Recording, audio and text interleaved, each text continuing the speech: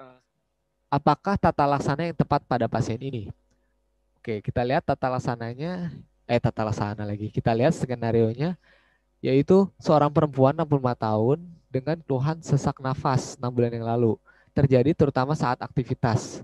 Tidur menggunakan 3 sampai 4 bantal. Nah, ini sering banget nih pas koas anamnesisnya. Tidurnya pakai berapa bantal, Bu ya. Terus tekanan darahnya tinggi, terus adanya batas jantung kiri yang tuh melebar ya, lateral MCL sinistra, ada galop khas, wheezing ronki basah kedua lapang paru, dan foto toraks menunjukkan gambaran sebagai berikut. Oke, ini berarti ke arah mana? Ada sesak, terus ada pembesaran jantung, terus ada gambaran bendungan di paru nih, ya kan? Berarti ada edema paru, biasanya karena gagal jantung ya, congestive heart failure. Karena apa? Kemungkinan ini karena hipertensi heart disease. Kita lihat tensinya 130 dan batas jantungnya melebar. Oke, terus kita lihat juga ini ada gambaran apa ini? Batwing appearance ya, khas pada congestive heart disease.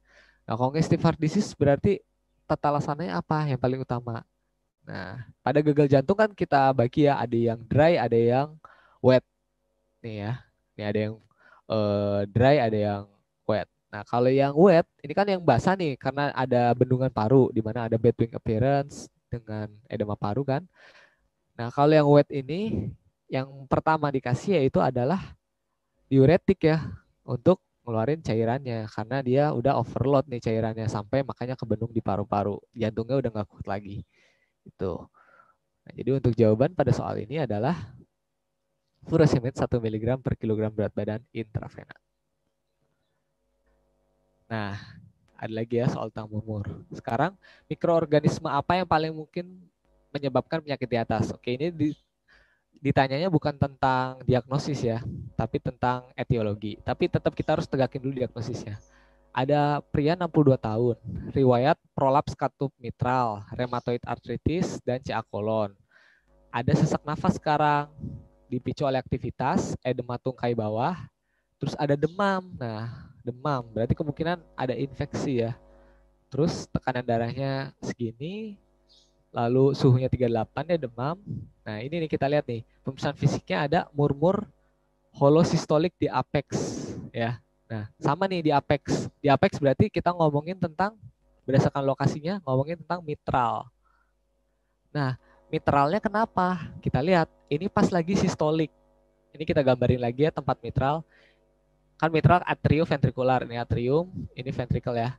Nah, mitral kan di sini nih. Dia pas lagi sistolik. Pas lagi sistolik berarti darah tuh dipompakan dari ventricle ke aorta ya. Ini anggap aja aorta. Jadi dari ventricle ke aorta. Nah, katup aorta harusnya terbuka, tapi katup mitral harusnya nutup ya. Nutup biar nggak balik lagi darahnya ke sini. Nah, tapi ini malah muncul murmur alias bising pada saat sistolik. Berarti dia yang harusnya nutupnya nggak bener, ya kan? Jadi ini darah tuh ada yang balik-balik ke sini. Nah,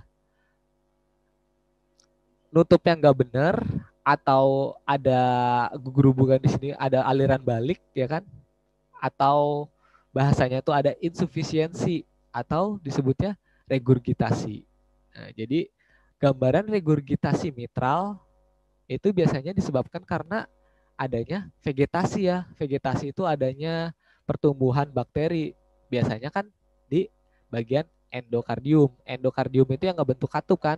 Kalau misalnya kita ingat di bagian basic science pas histologi, bagian katup kan dibentuk oleh jaringan endokardium. Nah, jadi berarti ini apa? Ada vegetasi bakteri di endokardium, di katup mitral. Berarti ini endokarditis. Nah, endokarditis infektif ya lengkapnya. Nah, endokarditis infektif ini etiologi paling seringnya adalah yang aureus. Ini mah emang pengetahuan umum sih secara epidemiologi. Oke, ya ini ya endokarditis infektif, infeksi bakteri di endokardium. Biasanya gambarannya ada regurgitasi mitral.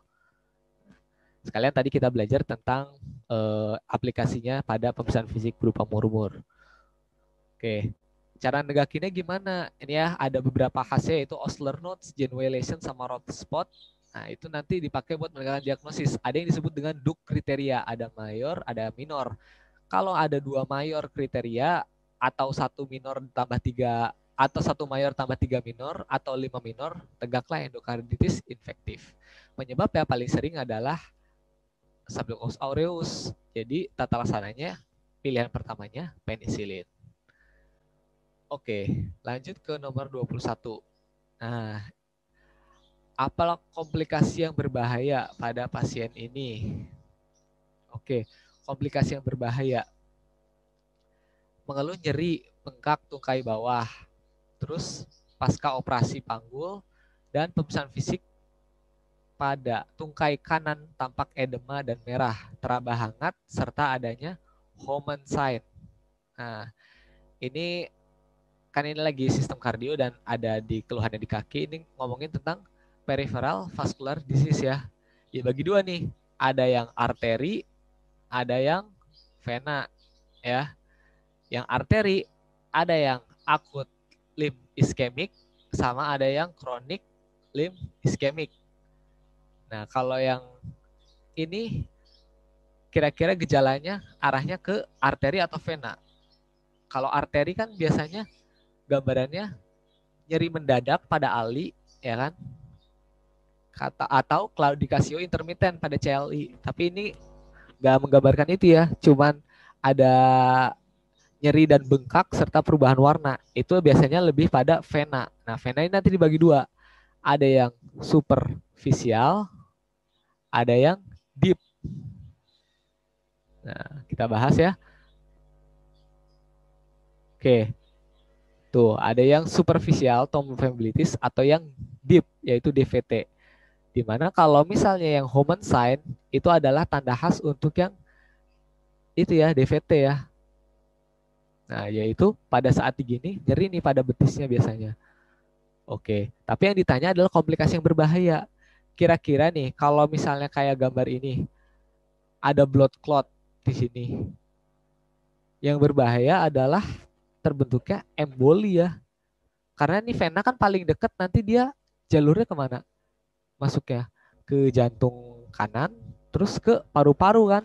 Nah, jadi komplikasi yang paling berbahaya adalah emboli paru. Ini kalau nggak salah kunci jawabannya di sini masih salah. Nah, ini emboli paru ya. Jadi ini kan karena ditanyanya adalah komplikasi, jadi emboli paru. Oke. Sekarang nomor 22. Pemeriksaan yang dapat dilakukan segera untuk keluhan penderita tersebut. Pemeriksaan yang dilakukan segera ya, jadi bukan gold standard, maksudnya yang lebih cepat atau pemeriksaan awal. Oke, untuk pemeriksaan awal di pasien ini apa?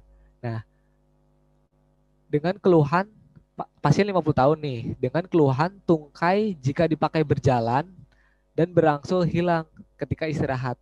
Nah, nyeri saat dipakai berjalan dan berangsur hilang bila istirahat. Khas ya, ini adalah yang disebut dengan claudicatio intermittent. Terus ada riwayat merokok, merupakan faktor risikonya. Nah, tadi udah sempat saya singgung ya, untuk peripheral vascular disease yang arteri ya, ada dua. Ini konsepnya sebenarnya sama kayak di jantung. Kalau di jantung kan ada ACS, ya kan? Ini yang mendadak. Ada yang CCS, chronic coronary syndrome. Ini yang stable angina. Di sini stable angina. Nah, di peripheral vascular juga sama, di arteri perifer juga. Dia ada yang akut limb ischemic, berarti mendadak. Dia dengan istirahat gak berkurang nih nyerinya, sama kayak ACS kan. Sama ya ada yang CLI. Nah, ini dia mirip kayak stable angina. Kalau stable angina kan nyeri dada, kalau istirahat hilang. Kalau CLI juga sama. Dia disebut dengan claudicatio intermittent. Dia ada nyeri kaki, tapi saat istirahat dia berkurang. Nah, CLI sebenarnya bisa dibagi dua ya. Ada satu claudicatio intermittent di awal-awal.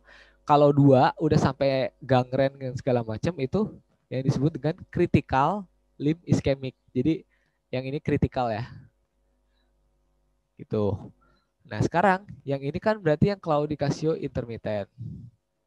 Terus untuk pemeriksaan awal yang diperiksa pada pasien ini adalah berarti yang ini ya, ankle brachial index. Dibandingkan nih tensi di atas sama di bawah, ekstremitas atas sama ekstremitas bawah. Meskipun untuk gold standarnya yaitu dengan angiografi, tapi kan ini pemeriksaan yang dilakukan segera. Jadi ABI ya, ankle brachial index.